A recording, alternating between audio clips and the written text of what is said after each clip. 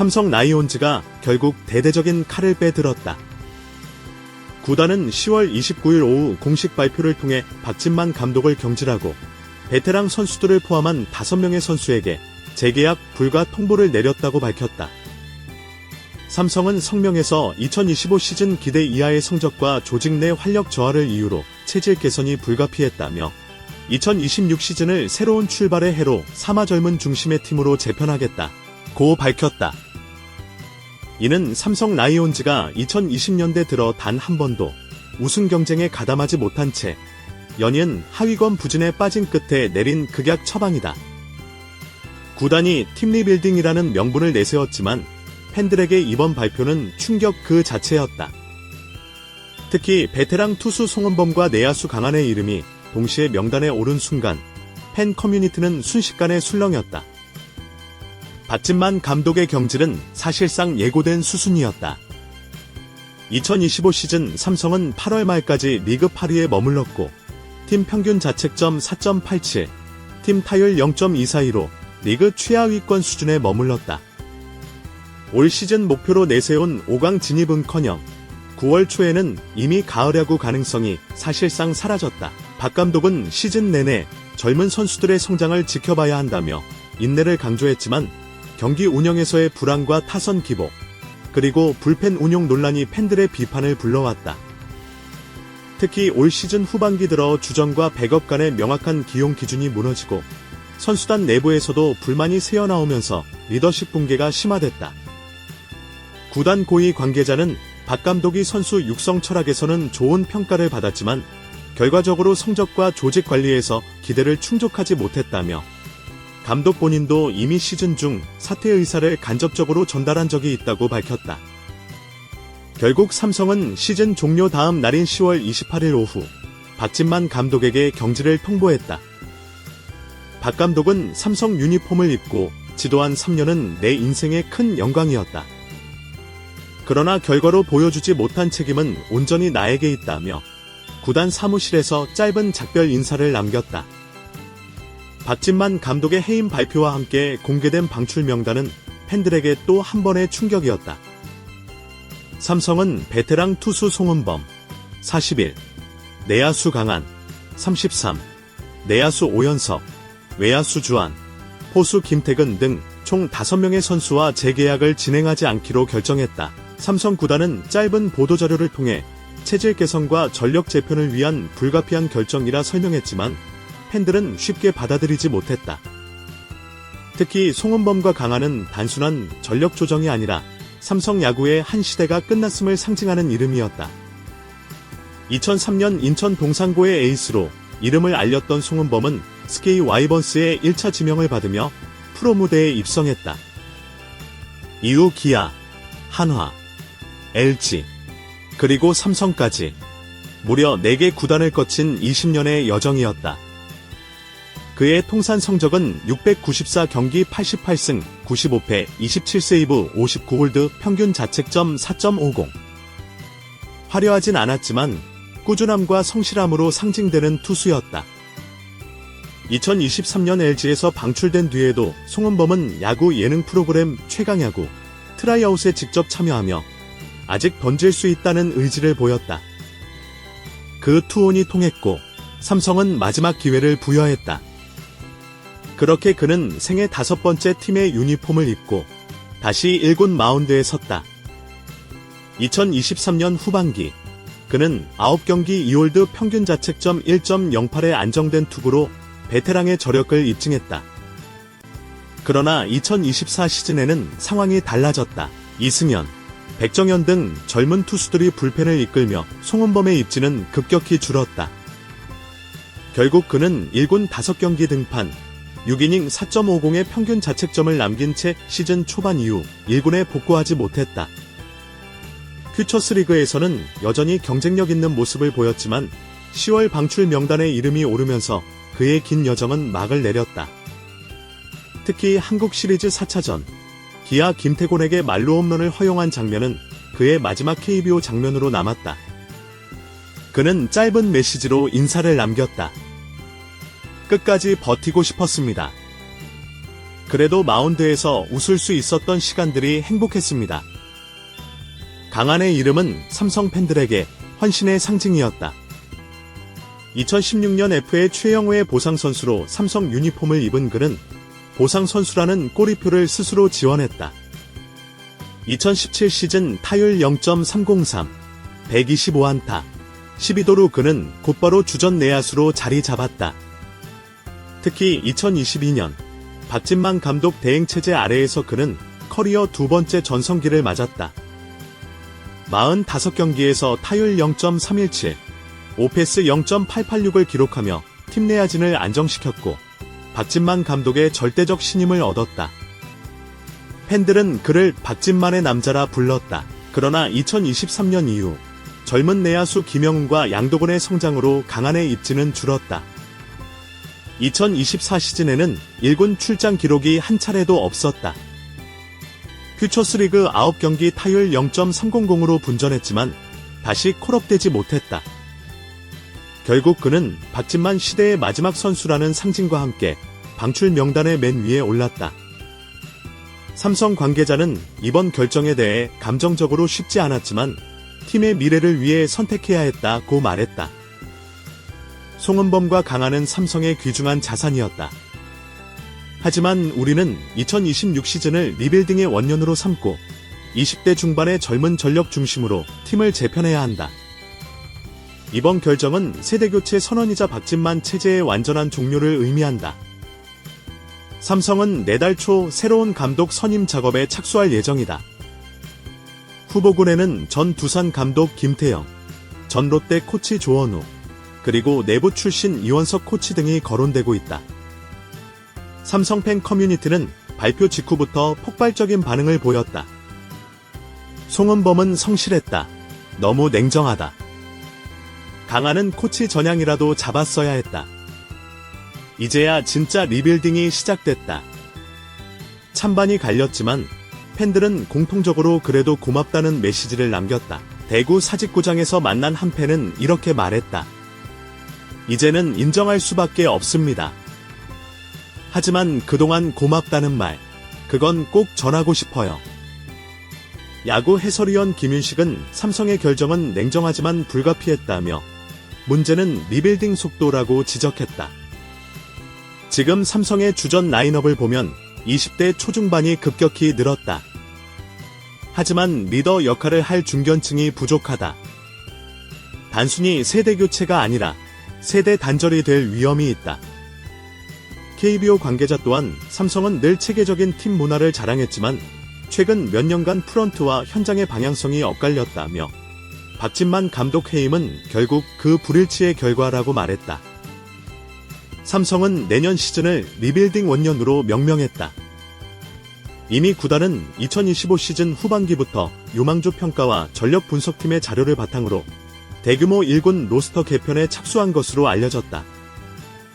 내야진에는 김영웅, 양도근, 외야에는 이성규와 신의 김준호, 투수진에는 이승현, 백정현, 장민재가 주축이 된다. 삼성의 새 슬로건은 내부 문서에서 이렇게 표현됐다. 다시 점개, 다시 강하게. 원유 삼성. 한편 구단은 박진만 감독의 공로를 인정해 코칭 어드바이저 역할을 제안했으나 박 감독은 휴식을 갖겠다며 이를 고사한 것으로 알려졌다. 이번 박진만 감독 해임과 베테랑 방출은 단순한 전력 조정 이상의 의미를 가진다. 삼성이 1980에서 2010년대에 걸쳐 구축한 왕조의 기업 이승엽, 양준혁, 박성민, 진가병으로 대표되던 황금기의 마지막 흔적이 완전히 사라진 것이다. 이제 삼성은 리빌딩이라는 이름 아래 완전히 새로운 팀 정체성을 찾아야 하는 과제에 직면했다. 구단 내부에서는 결국 삼성도 과거의 영광에 기대지 않고 처음부터 다시 시작해야 한다는 목소리가 커지고 있다.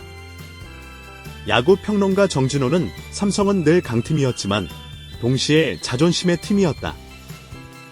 이번 결단은 그 자존심을 내려놓고 현실을 직시한 상징적인 사건이라고 평가했다. 2025년 가을, 대구의 가을은 유난히 쓸쓸하다.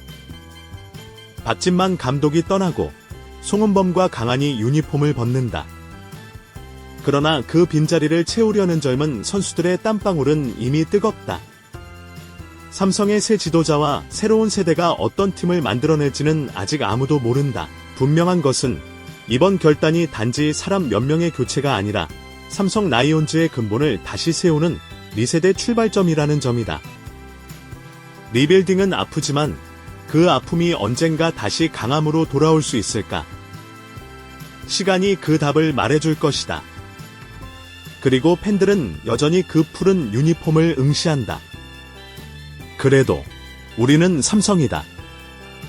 2025년 10월 말 박진만 감독의 해임과 베테랑 선수단의 방출 발표는 단순한 인사 문제가 아니다. 이는 삼성 라이온즈가 왕조의 DNA를 버리고 완전히 새로운 구단 철학을 선택했다는 신호탄이다.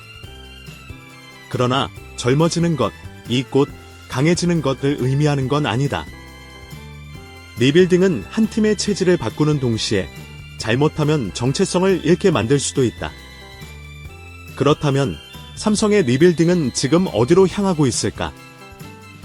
스포츠데일리는 구단 내부 관계자, 야구계 인사, 그리고 데이터 분석을 통해 삼성의 리빌딩 구조적 실태를 짚어봤다. 삼성이 리빌딩을 선언하게 된 직접적인 원인은 단순히 성적 부진이 아니다. 2022에서 2025 시즌 사이 삼성은 3시즌 연속 7위 이하를 기록하며 팀 분위기가 급격히 무너졌다. 문제는 단순히 경기력 저하가 아니라 구단 전체에 퍼진 조직 피로감, 퍼티그이었다. 프런트 내부에서는 선수단이 지쳐있다는 보고서가 2024 시즌 초부터 꾸준히 올라왔다.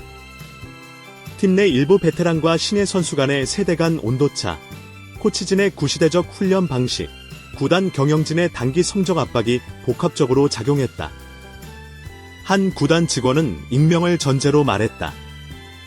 리빌딩은 성적이 안 나오니 선수 바꾸자가 아니라 시스템을 갈아엎자는 뜻이었습니다. 삼성의 문제는 마운드도 타선도 아닌 조직의 피로 누적이었죠. 삼성은 전통적으로 엘리트 육성 시스템을 자랑했다. 대학 고교 야구 최고의 선수들을 스카우트하고 체계적인 이군 시스템을 통해 주전을 배출해왔다. 그러나 이 구조가 2010년대 후반부터 변질됐다. 2010년대 중반, 구단은 스카우트 정책을 즉시 전력형 지명으로 전환했다. KBO 리그 전체가 속도와 장타력 중심으로 변하던 시기, 삼성은 그 흐름에 맞춰 바로 1군에 투입 가능한 선수를 우선시했다. 그 결과 고졸 유망주의 육성 루트는 약화되고 장기 플랜은 사라졌다. 결과적으로 유망주 육성 공백이 2020년대 들어 명확하게 드러났다. 2019년 이후 드래프트에서 지명된 20명 중 현재 1군 주전으로 자리 잡은 선수는 단 3명뿐이다. 한 야구 해설위원은 이렇게 진단했다. 삼성은 한때 KBO의 인재 공장이었지만 이제는 그 체계가 완전히 무너졌습니다.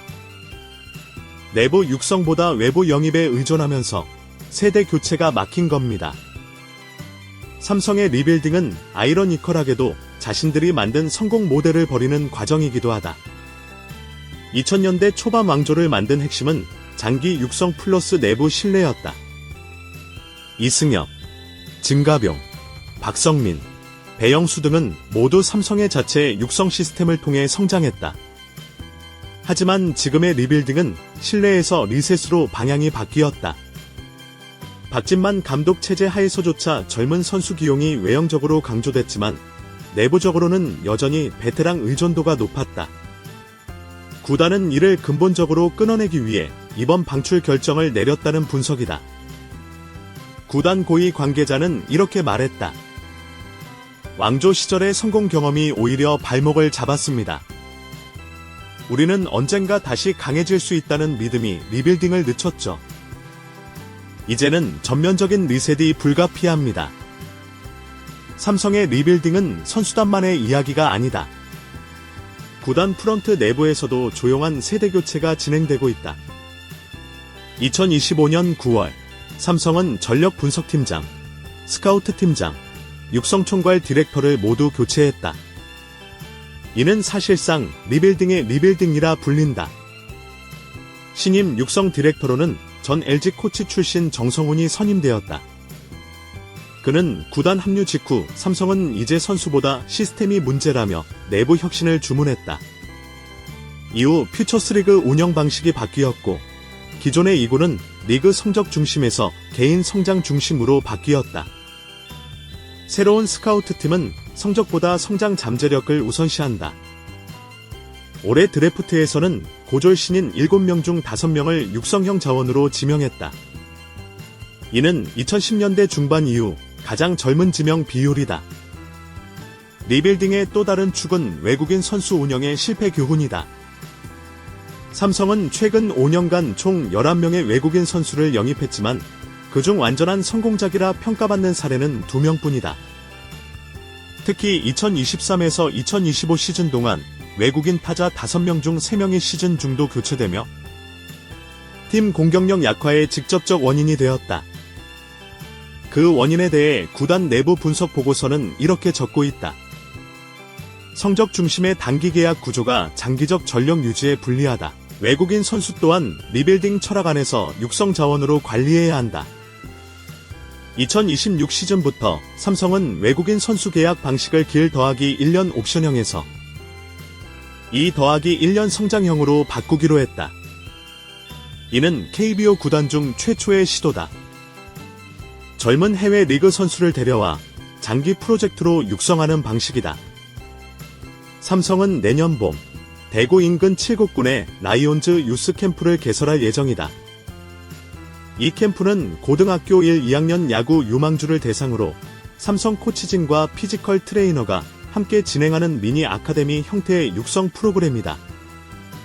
삼성 구단 홍보팀 관계자는 말했다. 이 캠프는 단기 스카우트가 아니라 장기 육성의 기반입니다. 선수들이 삼성의 시스템을 어릴 때부터 경험하게 하려는 시도죠. 이는 일본 프로야구, NPB의 요미우리 자이언츠가 운영하는 자이언츠 유스 시스템을 벤치마킹한 것이다. 삼성은 이 프로그램을 통해 10년 후에 주전 라인업을 자체적으로 양성한다는 목표를 세웠다.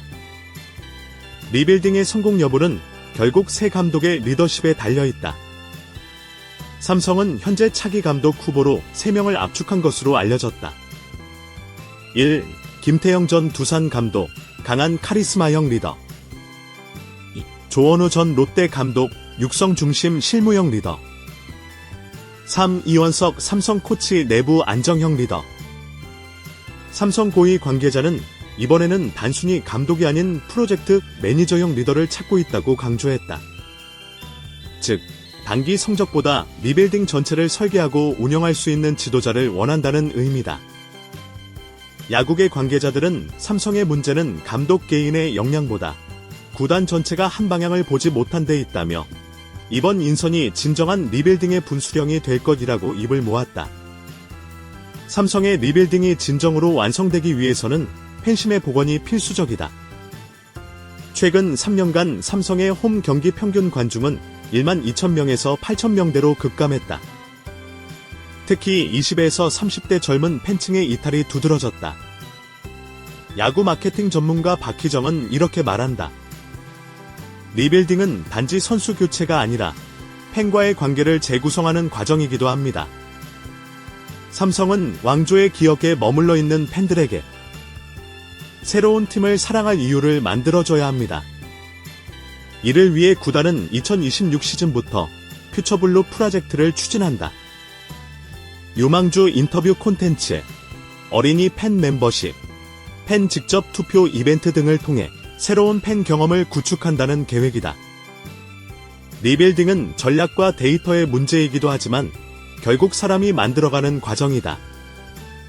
송은범과 강한의 퇴장은 냉정한 선택처럼 보이지만 그 이면에는 후배 선수들에게 남긴 보이지 않는 유산이 존재한다.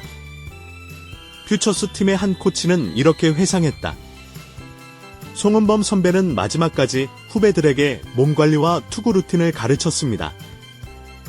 강한은 퓨처스에서 매일 새벽 가장 먼저 나와 훈련을 이끌었죠. 두 사람은 리빌딩의 희생양이 아니라 리빌딩의 밑거름입니다. 이 이야기는 삼성 리빌딩의 본질을 보여준다. 팀의 체질을 바꾸는 일은 결국 누군가의 헌신 위에서 이루어진다. 그들의 퇴장은 끝이 아니라 새로운 시작을 위한 공백의 의식이다. 삼성 라이온즈의 리빌딩은 이제 돌이킬 수 없는 현실이 되었다. 박진만 감독의 시대가 막을 내리고 송은범과 강한이 떠난 자리엔 젊은 피들이 자란다. 그러나 이 변화가 성공으로 귀결되기 위해서는 데이터, 시스템, 리더십, 팬심 이 네 가지 축이 모두 작동해야 한다. 2026년 봄, 대구 라이온즈 파크에 새 유니폼을 입은 선수들이 등장할 것이다. 그들이 만들어낼 야구는 아직 알 수 없지만 적어도 이번만큼은 구단이 스스로에게 던진 약속이 분명하다. 과거의 영광을 담지 않겠다. 우리는 다시 처음부터 강해지겠다.